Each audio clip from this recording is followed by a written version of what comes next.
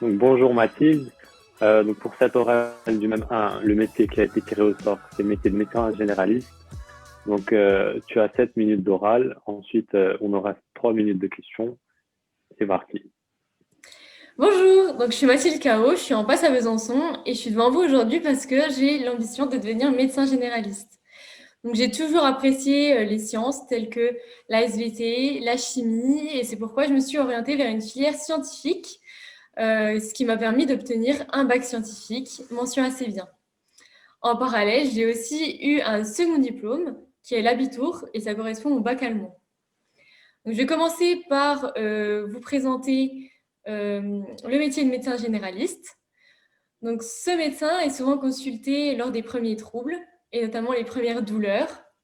Et pour pouvoir exercer, il doit pouvoir observer le patient, mais aussi le questionner et utiliser différents outils comme le stéthoscope ou le tensiomètre. Si besoin, le médecin généraliste peut aussi prescrire des examens complémentaires, donc par exemple pour s'assurer d'un diagnostic, ou encore il peut prescrire des soins infirmiers à domicile pour le patient. Et il peut également orienter vers un spécialiste. Ensuite, il est aussi qualifié en soins d'urgence. Donc, c'est-à-dire qu'il va pouvoir pratiquer des injections, il va pouvoir faire des poses de points de suture, et des désinfections de plaies, par exemple. Ce que j'ai retenu aussi grâce à la plateforme Parcouréo, c'est que le médecin doit pouvoir parfois réaliser des soins à domicile. Donc, il doit pouvoir, notamment en milieu rural, parcourir des distances parfois de plusieurs kilomètres. Donc, ce métier nécessite plusieurs qualités qui sont essentielles et que je pense avoir acquises au fur et à mesure de différentes expériences que j'ai pu avoir.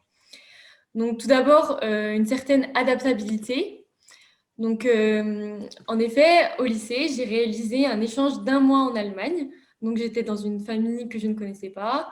J'étais avec des nouvelles personnes.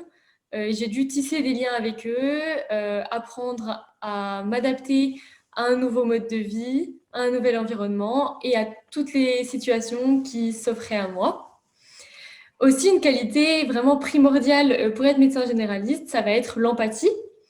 Et cet hiver, eh bien, j'ai réalisé une action solidaire qui consistait à remplir une boîte à chaussures avec quelque chose de chaud, quelque chose qui se mange, quelque chose qui va être culturel. Donc moi, j'avais mis un livre, et puis des produits d'hygiène et de beauté. Et donc, ces boîtes qui sont réalisées par nous, par moi, eh bien, elles sont redistribuées ensuite à des personnes dans le besoin, comme des personnes sans abri ou des familles pauvres. Une autre qualité qui est essentielle pour parvenir à réussir les études de médecine et devenir ainsi médecin généraliste, ça va être la persévérance. Et je pense avoir cette qualité aussi grâce à mes 10 ans de piano que j'ai effectués donc, au Conservatoire de Besançon. D'autre part, les concerts, les spectacles, les auditions que j'ai pu réaliser m'ont appris aussi à gérer des situations qui peuvent être stressantes, comme devant un public, devant un jury, dans des salles plus ou moins grandes, etc. Je suis aussi déterminée, investie et endurante dans tout ce que je fais. Et ça, je le dois aussi grâce aux activités sportives que j'ai pratiquées ces dernières années. Donc ça peut être, j'ai fait du tennis, j'ai fait de la course et de la danse. Je sais aussi enfin que la charge de travail attendue en médecine est très importante. Mais ça ne me fait pas peur parce que dès le lycée, j'ai appris à gérer une charge de travail importante, notamment grâce à la filière Abibac, donc du lycée Ledoux, qui m'a permis d'obtenir un double diplôme, donc un diplôme du bac français et un diplôme du bac allemand, mais ce au prix d'une dizaine d'heures d'allemand supplémentaires par semaine. Et donc, ça m'a appris à avoir une charge importante à gérer. Par ailleurs, j'ai aussi suivi un enseignement du latin de la 5e à la terminale, ce qui m'a finalement donné des horaires souvent prolongés par rapport à mes camarades, mais j'ai su aussi m'adapter, m'y habituer, et c'est aussi ce qui me correspond. Donc pour parvenir au métier de médecin généraliste, C'est un parcours de 9 ans d'études qui se divise en 3 cycles. Donc, le premier cycle, ça concerne surtout des matières scientifiques. On a de l'anatomie, de l'histologie, de la physiologie. Au deuxième cycle, ça dure aussi 3 ans et on a surtout des stages et des gardes. Et il y a une réforme qui est en cours actuellement qui vise à associer l'étudiant à un poste. Et enfin, le troisième cycle dure également 3 ans, c'est ce qu'on appelle l'internat. Et cet internat, il se divise lui-même en 2 parties. Donc, 1 an, ça va être consacré aux soins primaires. Donc, ça va être en milieu hospitalier et avec des médecins libéraux. Et les 2 années qui suivent, qui sont toujours dans l'internat, ça va être plus de l'approfondissement dans ce qui est gynécologie et pédiatrie plus particulièrement. Et enfin, donc on valide une thèse et on peut exercer en tant que médecin. Donc voilà, c'est un métier qui m'attire vraiment beaucoup parce qu'il touche plusieurs domaines. Et tout d'abord, le côté scientifique va totalement en continuité avec les études scientifiques que j'ai pu faire au lycée. Ce que je trouve intéressant aussi, c'est de voir l'évolution du patient sur le long terme. Et également, ce qui m'intéresse vraiment, vraiment beaucoup, ça va être toutes les possibilités d'avoir des qualifications supplémentaires en restant généraliste. Ça peut être des qualifications donc en acupuncture, en homéopathie, en mésothérapie, en médecine du sport. Et voilà, c'est très varié et c'est ce qui me plaît. Ensuite, je veux être assez libre au niveau des horaires plus tard. Donc, c'est pourquoi la pratique en cabinet en tant que médecin libéral me conviendrait tout particulièrement. Ou sinon, pourquoi pas en maison médicale pour pouvoir agir avec d'autres professionnels de santé, comme des kinés par exemple. Aussi, voilà, dans la mesure du possible, en sortant de mes études, j'aimerais bien avoir un emploi le plus rapidement possible.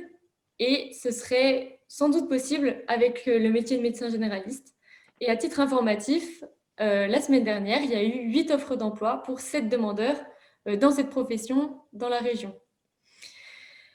Enfin, je me suis sentie assez impuissante finalement face au Covid ces derniers temps. Et j'ai trouvé le rôle du médecin généraliste vraiment primordial et très important en première ligne dans cette lutte contre le Covid. Et j'ai beaucoup admiré ça. Voilà. Merci donc pour ta présentation. Donc, j'ai quelques questions par rapport à ce que tu as dit. Donc, est-ce que tu peux un peu approfondir pour dire pourquoi, en quoi ta pratique du piano t'a donné vraiment de la persévérance pour le métier de médecin généraliste? Oui. Alors, il faut savoir que la pratique du piano, au début, c'était pas toujours facile. Fallait tout apprendre, fallait découvrir une nouvelle activité. Donc, fallait commencer à lire les notes, à lire les rythmes, à apprendre une posture aussi pour faire du piano, à avoir une certaine musicalité qui n'est pas forcément innée et qui, moi, n'était pas innée. Et pourtant, j'ai persévéré parce que c'était quelque chose qui me plaisait. Et au final, c'était une super grande fierté après de réussir à faire des beaux morceaux.